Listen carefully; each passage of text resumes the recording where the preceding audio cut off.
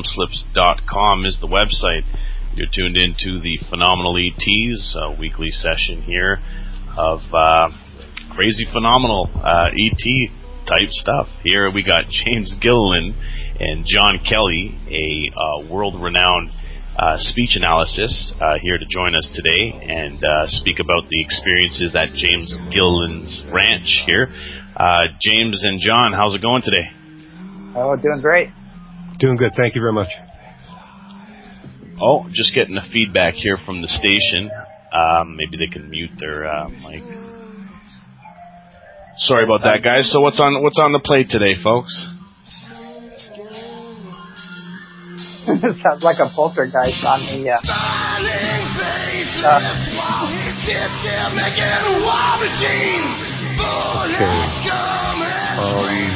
Yeah, just give us a sec.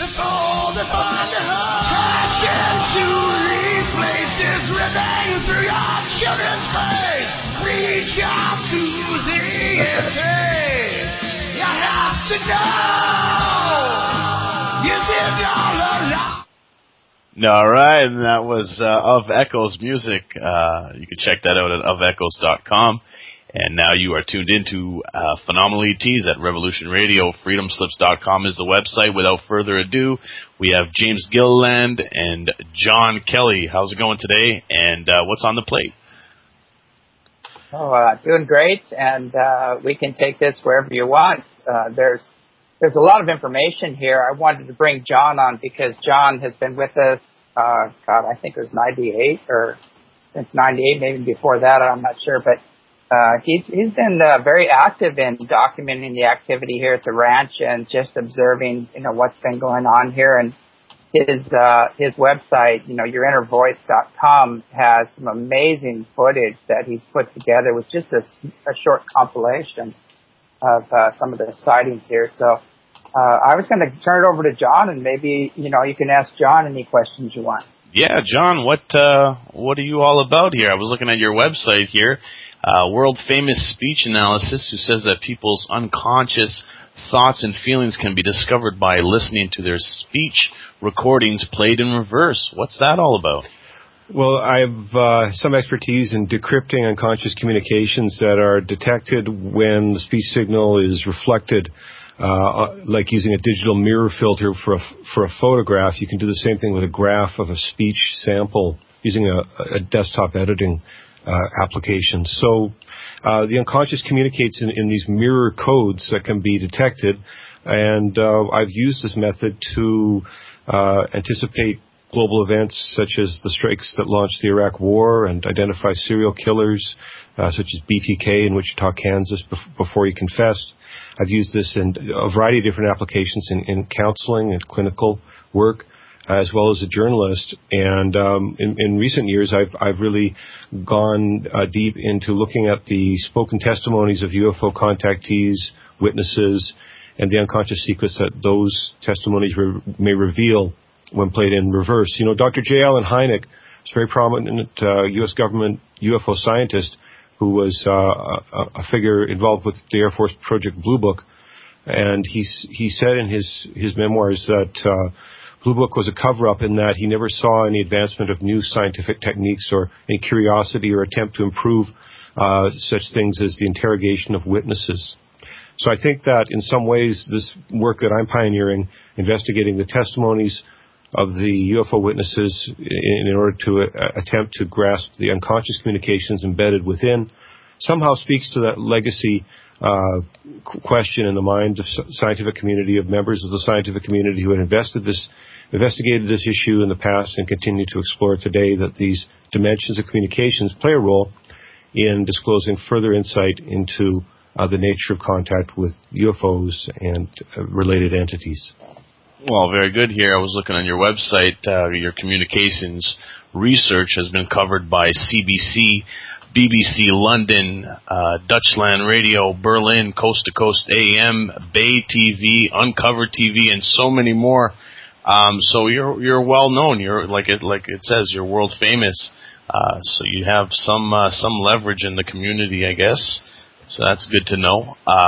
Some of the things that I wanted to ask you about was the reverse speech from our other guest here, James Gilliland. who was on with us last week and my first guest we had here. Have you done any reverse speech on himself? I have a substantial amount of James Gilliland audio that I've yet to really dive into, at least this year, although in previous years I had sat with James and produced recordings at his ranch, and there were some very interesting messages, I thought very reflective of the comments that James would make with regards to phenomena taking place there. I remember one message about Sailor Vishnu, which I thought was kind of an interesting conceptual framework, someone with godlike abilities who was navigating a ship, so to speak, through some kind of cosmic ocean. Vishnu, the Hindu Rig-Vedic god. Sailor Vishnu came up in James' messages, and I think a message about Mary's elves as well came up, which is has a number of interesting reflections up until today. There's numerous photos and stories about Marian apparitions and perceptions of Marian energies at the ranch that you'll see, through following James's materials. So the reference to Mary seemed fitting, as well as some of my own experiences there of hearing disembodied voices and learning from the staff on site about their experiences with little people who seem to frequent the area as well and communicate with the humans who are visiting. So, I'd have to say that the message about Mary's elves really did play out in my experience over the years of spending time at the ranch. And, I recognize the nature of those images. I think Khan from Japan had produced some beautiful Marian images on his cell phone camera. I have recorded Marian apparitional type images independently as well, and so I have some baseline measurements that I can use in my own photo catalog when I evaluate claims that such photos are being taken. James was very open to this kind of research and was very generous in his hospitality to allow me to come down and meet the people there and share some of my materials over the years and participate as well. He was, very approachable and would volunteer his voice at a moment's notice without hesitation to allow me to listen to his material if I wished. And I am, in fact, as I said, I have collected some substantial James Gilliland audio this year, both from attending Skywatch sessions in the Field of Dreams at the E.T.s Ranch and sitting down in a one-to-one on-camera interview with James towards production of a documentary feature that I've been working on this year entitled UFO Mountain, hopefully to be released before the end of the year. And in that, I will delve further into James Gilliland's unconscious communications pertaining to dimensional contact, future of society in North America, and the other information that he's been receiving over the years in his insights. I hope to reflect some deeper messages, if possible, using that method. Okay, great. I was checking here at your website. Yourinnervoice.com is our guest John Kelly's website. That is yourinnervoice.com. And James Gilliland's website at ESETI.org.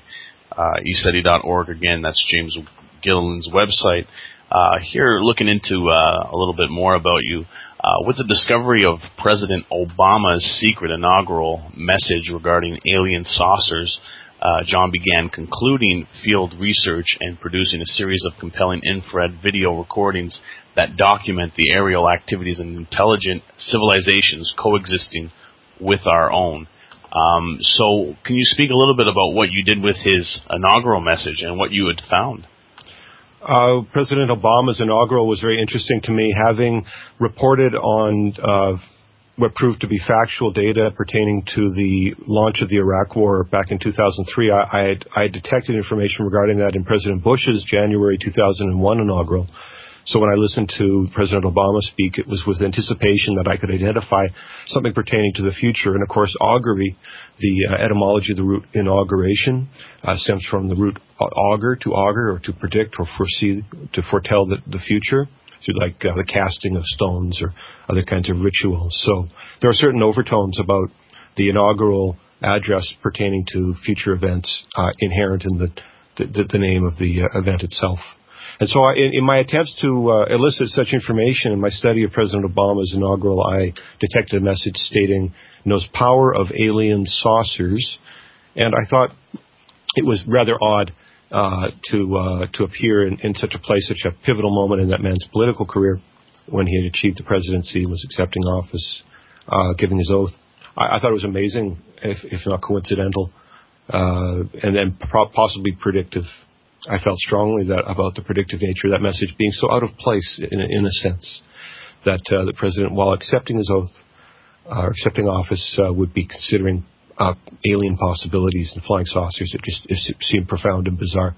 I reported at the time that I felt it was predictive, and that I anticipated a major extraterrestrial-related intervention to come during the time of President Obama's administration, which could be up until 2012, or extend an additional 4 years, depending on the political climate. So I anticipated that this would be a time of discovery and on a global scale in relation to this subject, and so I decided to devote more resources and attention to this particular line of the subject, and produced all kinds of interesting materials, including a column for Examiner.com that's widely read and cited and linked back from major publications, including USA Today and Forbes.com. It's called the Vancouver UFO Examiner for Examiner.com. And my connections, having been many years of exposure to media and pursuing stories all over North America, I have contacts beyond what's happening in Vancouver in the UFO field. But certainly Vancouver is a very rich environment. And, of course, we have some proximity to Washington State, and the E.T.s Ranch is in the region here. But locally, we've had documentation on film cameras, apparently since the 1930s, of UFOs flying over City Hall. And I produced a series of stories regarding a UFO corridor over City Hall and contemporary high-definition 3 CCD video footage of prolonged sightings up to 40 minutes in length being produced on a weekly basis in that part of the city. And that's in my column. People can read about that and see the links to the videos. Quite profound. We consider them sort of relatives of the Ibani, as reported in Mexico, the luminous spheres and collections of spheres, the fleets of UFO spheres, and clusters that behave in serpentine and other kinds of fashion. They appear, their northern cousins appear here and make us question the background of this region and the links between Mesoamerican culture and cultural influences as felt here in the Pacific Northwest. It's a very interesting cultural cross-reference point that the Ibanis of Mexico appear in the skies over Vancouver. Of course, luminous phenomena are part of the milieu at the E.T.s Ranch as well, but besides some of the images I've seen of metallic-looking craft. Many of the phenomena they've seen in the skies and close to the ground, as in below treetop level and near ground level, those phenomena are luminous as well. And so related phenomena. But nonetheless, Vancouver's an amazing place to perform this kind of research. Lots of leading edge thinkers here, very West Coast type of culture, and a great environment. Dorothy Izett, a well-known filmmaker, had produced 30,000 plus feet of 8mm film in Vancouver, in the Vancouver region, filming UFOs, doing fascinating maneuvers, and producing,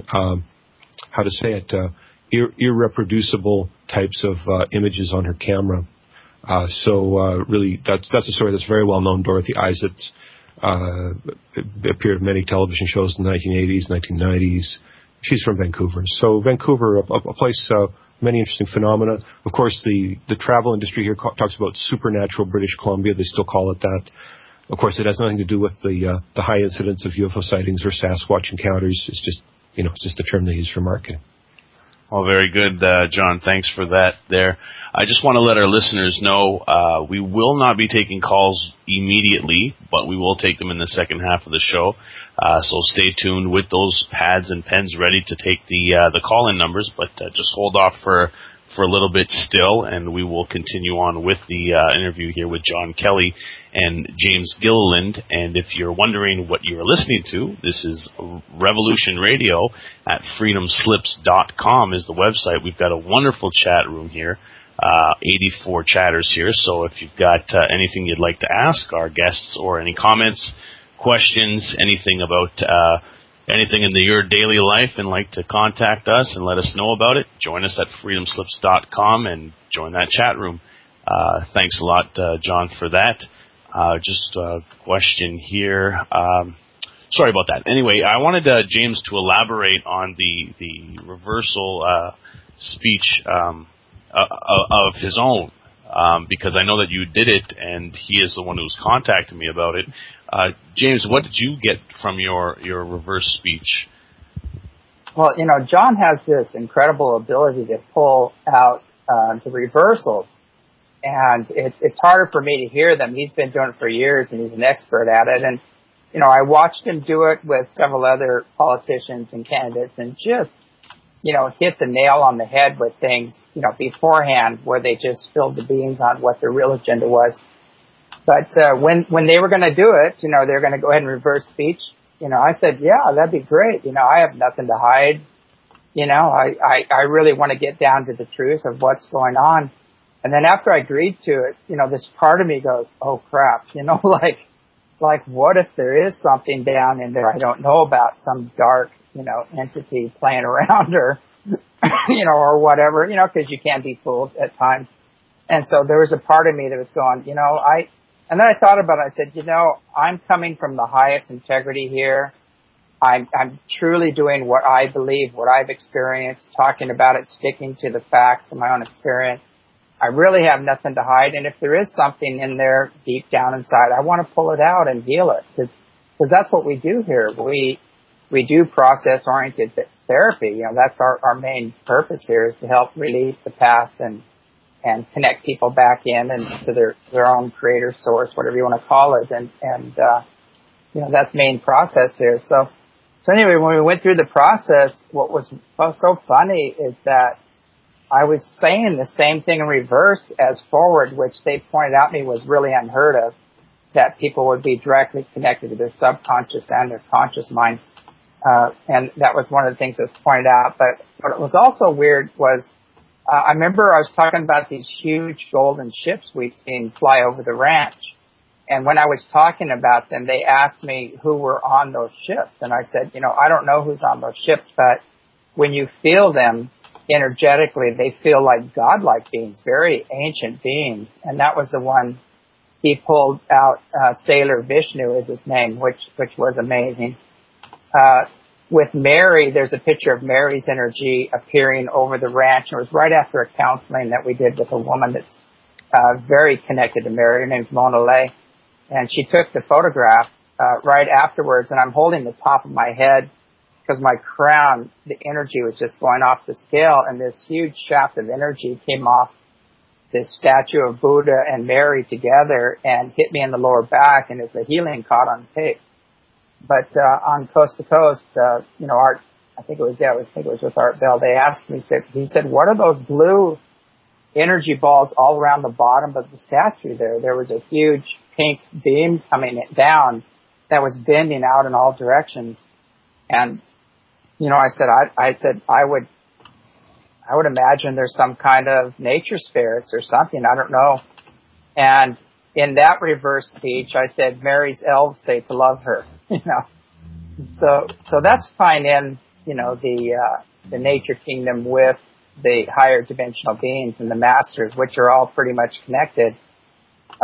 Some other things that Mary said was, she said, I was talking about the earth changes and things like that. And what Mary said was, it came through with Mary, preservation is assured.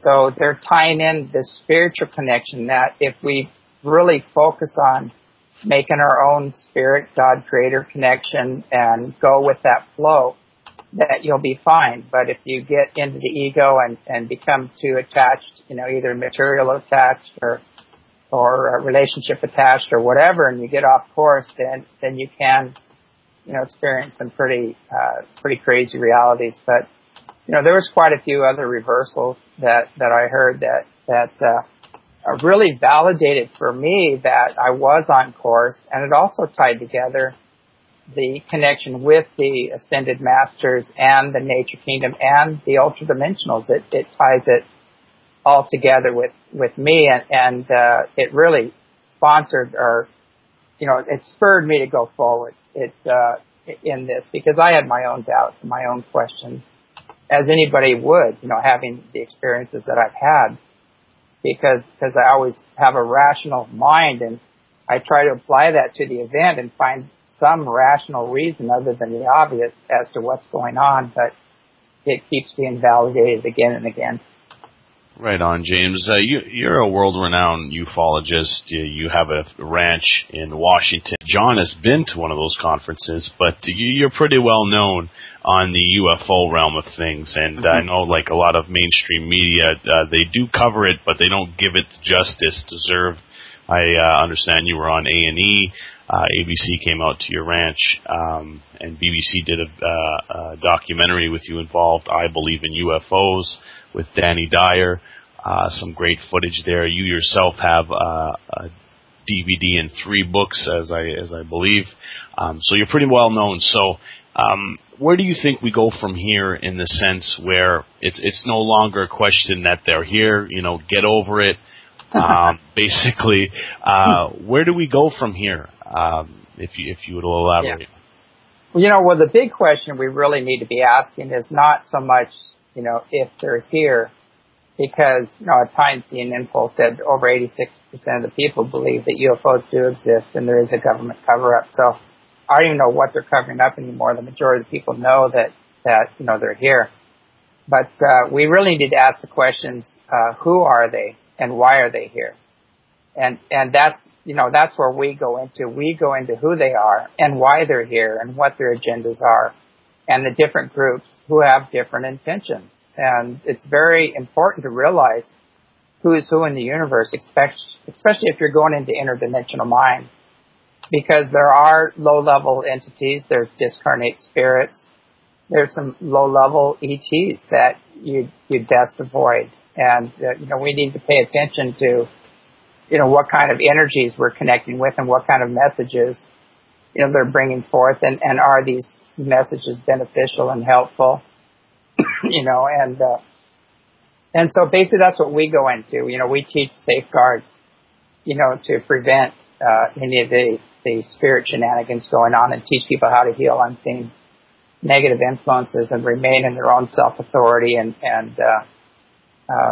just a lot of teachings like that is what we do. And there is a lot of jealousy and a lot of craziness in the UFO community, which was why I kind of stepped out of the circuit on going on the circuit with that group, because there's so many people that have a little piece of the pie.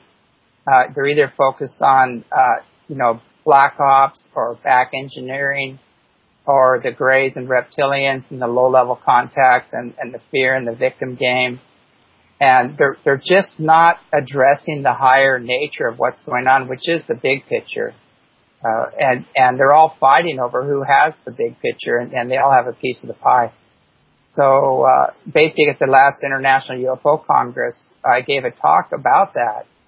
And I said we all have to work together. We all have a piece of the pie. We need to put all the pieces on the table and cooperate, and then we're going to have the big picture. And I got a standing ovation there, after I gave that talk, because everybody's just fed up with the competition and the backstabbing and everything. And basically that was the last time I spoke there. That was the last time I was invited to speak at the conference. Yeah, very true. And I think earlier this year, a few weeks ago, you had, now his name is losing me, Mr. Cavasilis. Cavasilis, yeah. Yes. We had George Cavasilis here. We had Bob Dean here, which was amazing because, he's the grandfather of ufology. And, he carries, some pretty heavy weight in the community. And he came here and saw the ships and remote viewed inside of Mount Adams. He had his own experiences here, and he, left a very happy camper and made it very clear that what's happening here is of an extremely high caliber, high nature, and that we are connecting with the highest beings, and it is real. So we've had, John can talk about that. He's been here. He's given some amazing presentations here at the ranch. Everybody loved him well. And, maybe he can refresh my memory, but I'm thinking of maybe Brooks Agnew was here, who is a physicist and actually filmed the ships when they were here. Renato Longato is a South American representative, an amazing journalist. He filmed the ships while he was here. John Riley, a Lockheed engineer, was here giving a presentation. He filmed the ships while he was here. Mary Rodwell, Dolores Cannon was here. I can go on and on. Neil Kramer was just here, and he's still here. Actually, he's still checking out the ships and having a great time. So I can go on and list who's who in the field of the awakening healing process or the UFO, and they've all been here. Wendell Stevens was here as well, which was quite interesting because, I really don't want to go into this, the Billy Meyer nonsense anymore, but, I asked him point blank, about the case, and he just said that they told him if he investigated any other cases or talked to any other people that they would cut him off completely. They would have no more. So anyway, as far as that case, the only thing I want to say about that case is that whatever happened in the past is past, and they can have all that. I have no problem with saying it was real, and he had great pictures and everything else. Although I have some serious doubts about that, but we have to look at where it is now. What's happening now, and with any group, we have to look at what's happening right now. How does the energy feel? Is this energy empowering me as an individual to make my own spirit, God, creator connection? Is this information beneficial? Is it going to allow me to make my own contacts with these ultra-dimensional beings and connect on the soul level to maybe I was one of them in the past? Or is it all exclusive? Is it stealing all the energy and power and bringing it to one point and one person? And that's what we really need to watch out for and avoid, is because there are no exclusivities in Creator. There's no exclusivities in the Star Nations or the UFOs. And we just have to drop this exclusive program because we're in the age of unity consciousness where we're all supposed to be cooperating and working together. Now, because I do remember Michael Horn coming on last week claiming that Billy Myers has the only real UFO footage and evidence backing it, and all the tests have come true and have checked out, and everybody else has been just hogwash, camera tricked, or military, and what have you. And I don't believe his official story personally, and I did investigate it to my capacity, and I just don't believe the Billy Meyer official story, and I'm rightfully entitled to that. But it goes to show you the length that people will travel to claim exclusivity.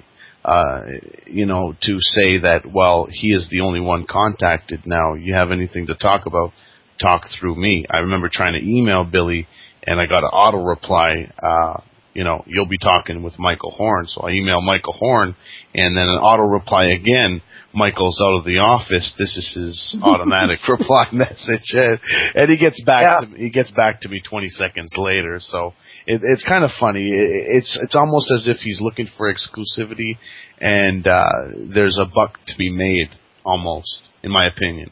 Well, exactly. I mean, when you charge a large portion of people's income to join the group, and I know people that are paying a large income, like everything, there's some amazing investigators coming out now, especially with the 911 case, and these guys, all they did was follow the money. They said, okay, who was best to gain? Like any criminal scene, they go, okay, who was the best to gain? Who would gain the most from this event happening?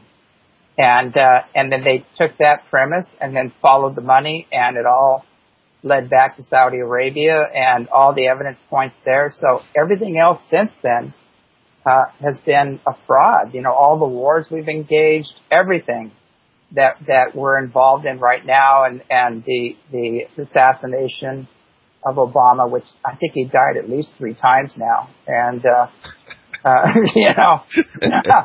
many times can they shoot a corpse? I don't understand this, but anyway, that being said, basically it's time to drop, the war industry. It's time to drop, these mega corporations sponsoring our reality and creating our own viewpoints around everything, and start using critical thinking and paying attention to what's happening around you, the condition of your environment, the condition of your air and your water, look at the economy, look at everything, and it's a no-brainer to see that there are people out there that are not telling you the truth and do not have your highest and best good in order. Very well put, James. John, the reverse speech specialist, you've been to James's ranch. How did you come across him initially? Did it have anything to do with your reverse speech? I think it became because I had achieved some prominence through radio in the United States, and James had heard of me or knew that I was in the region, and he reached out to me. I remember I believe I got a phone call from James, and hi, this is James Gilliland, and we've got this ranch coming down here with all this exciting stuff, and you should come check it out for yourself. And that's how it all started. I think it was just a phone call, and the energy was good, and it turned out, it really opened the doorway to a lot of phenomenal experiences over a number of years. Okay. The crystal skulls Jazzarth keeps talking about in the chat room here at freedomslips.com. I don't know who that question is directed at. I'm assuming it's James. Can you I actually had one. I had one of the crystal skulls for a while, and it came from Bimini, and it was one of the real ancient ones. There's some that were actually made in Germany and some that are a little newer, but there are some very ancient ones. And I had one of the ancient ones. And what was interesting with this skull is the woman that had it wanted to get rid of it. She couldn't be around it or near it. I mean, she wanted to break it up with a sledgehammer, basically, because it was activating and energizing a lot of unhealed issues going on. So their group, in a meditation, decided that it should go up to the ranch. And I don't know how they came to that conclusion, but anyway, ended up here at the ranch, and I was told to take it through a ceremony with the 4 elements. And so I did, and I actually buried it. As soon as I got there, I was told to bury it for 3 days, and I did. And there was all these minor earthquakes all around the area while it was buried. I took it out after 3 days, and I put it in water underneath a little waterfall, and we had just monsoon rain coming down after that.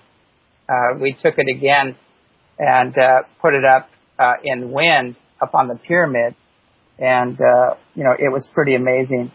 About the what was happening there. We had little whirlwinds everywhere, even inside the house. So that was kind of interesting. And then we put it up next to a fire, had it staring into a fire, and then overhead this cloud appeared with all these flashing lights, multicolored lights. I mean, that was quite interesting to have all that phenomenon going on with the skull. But what I found out is that these skulls, if you don't have a connection to them, like this one was very connected to the Pleiadian energy, and that's also part of my lineage as well. I'm very connected into the Pleiadian energy. And so if you do have that connection, you can actually work with these skulls and create some pretty amazing effects with it. But it's all up to the consciousness of the person that's actually working with these skulls. And I feel they're just amplifiers. They're like any crystal is they can actually store energy or information or amplify energy and can be activated through consciousness. That's my belief around the skull. Okay, that's very well put, James.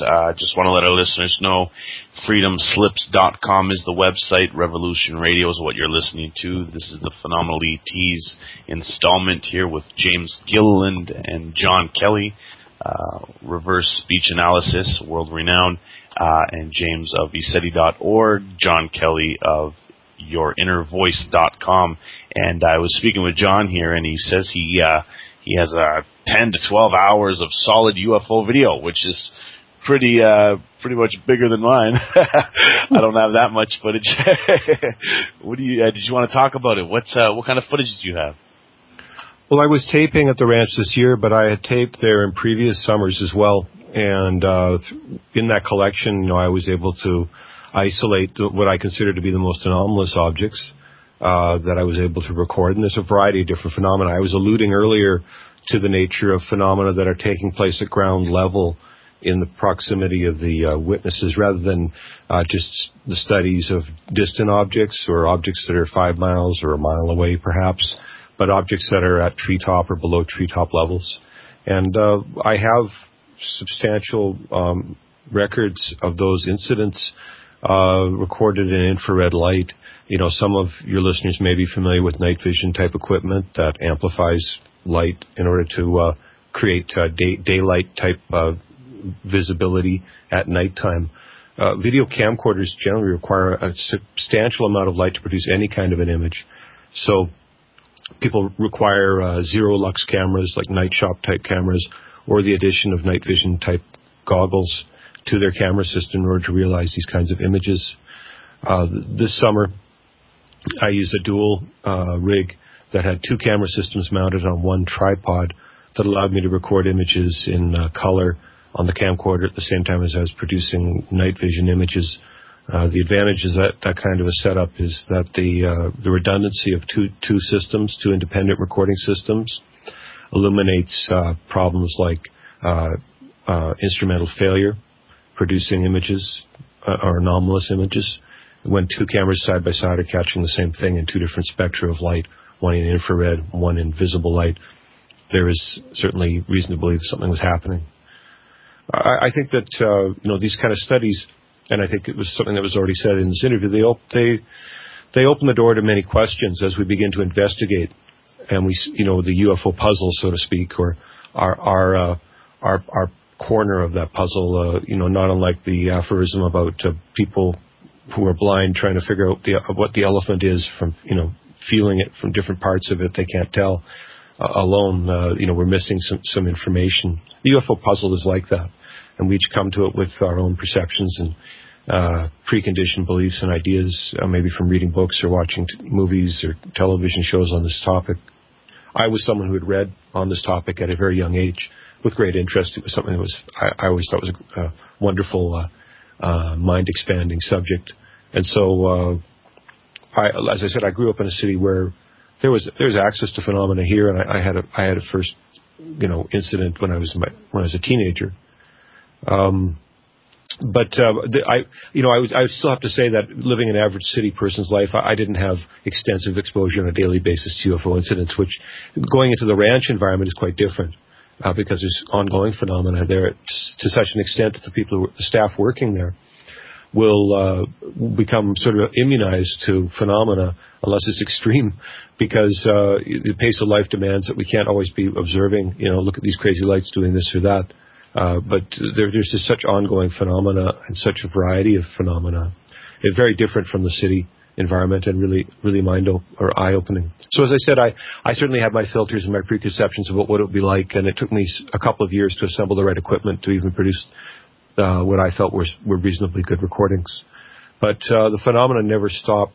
The variety, in other words, the parade of constant variety is one of the attributes I've noticed in trying to produce these kind of recordings. At the ranch, the significant events will change from night to night. In my collection from the summer, there's an object that has a brilliant halo around it that's captured in night vision that could also be seen by the naked eye. It was as if it was one night when I arrived at the ranch in early August, and I believe I rode up with Brooks Agnew at that time, and when we got out of the car, there was an object over the ranch at that time passing that was very substantial, very large, and had a halo. And it was profound to see this because it was sort of like real life had become like a science fiction movie at that point. It was like you're looking at special effects. This was unlike any kind of satellite flare I had ever seen anywhere. It was really unusual. It was like to me. It was like when I was a boy, and my brother and I would go sailing in the harbor in Vancouver on a small boat, and we'd go up to the freighters with our small two-person boat next to these great 30-story deep freight ships, in the sense of scale would be profound as to how small we were in this big ocean. And I felt like that. I felt like we were in a harbor, and this enormous object had come into the environment. I was able to do a great capture, and there was a backup capture from Jimmy P. McLean, who has a YouTube channel. He's posted his version already. There were 2 cameras on that. 2 night vision cameras caught the same object, so it's been stamped as authentic. It wasn't just one camera, 2 cameras saw it. It was something that was happening that was real, taking place outside of the camera and outside the imagination of the witnesses. But that was just one event.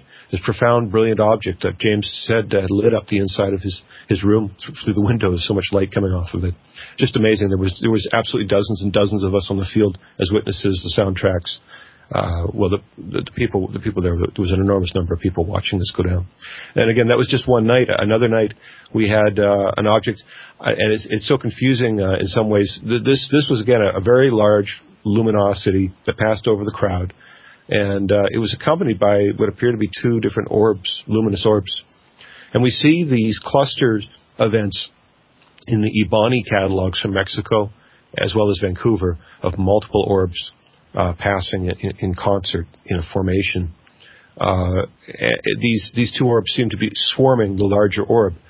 And when I attempted to go through my checklist of possible conventional explanations for what we were seeing on the camera, I thought about lasers, possibly creating interference patterns around the UFO. And I called out during the shoot. I said, are there lasers on the object right now? Because I'm studying it through the camera's viewfinder, not with the naked eye. My spotter